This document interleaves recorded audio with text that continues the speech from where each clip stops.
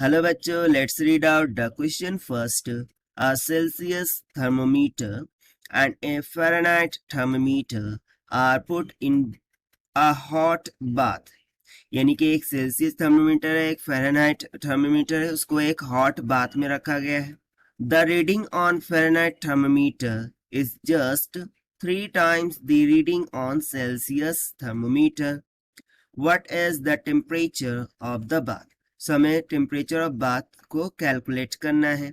तो चलिए सबसे पहले हम यहाँ पर देख लेते हैं की कॉन्सेप्ट को which we are going to use here for this question. So basically we know the relation between the temperature in degree Celsius to the temperature in Fahrenheit. और वो क्या होता है T degree Celsius by 100 is equals to temperature in Fahrenheit minus of 32 divided by 180. So बस इसी की concept का use करते हुए हम क्वेश्चन को सॉल्व करेंगे. ठीक है.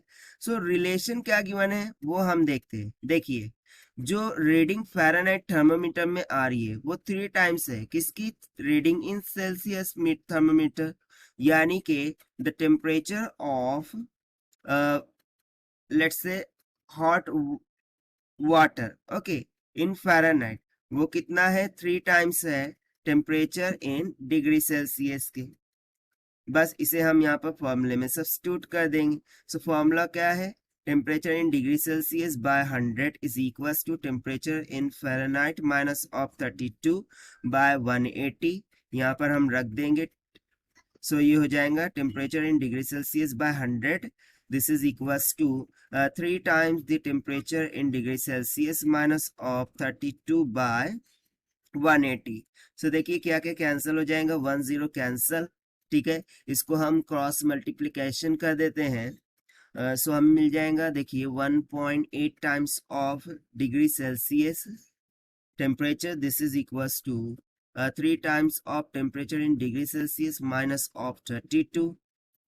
सो यहाँ से यदि मैं टेम्परेचर इन डिग्री सेल्सियस बोलूँ so it will be equals to 32 divided by 3 minus 1.8 this is equals to 32 by 1.2. सो इसको डिवाइड कर दीजिए टेम्परेचर इन डिग्री सेल्सियस हमें कितना मिल जाएगा 26.67 डिग्री सेल्सियस की.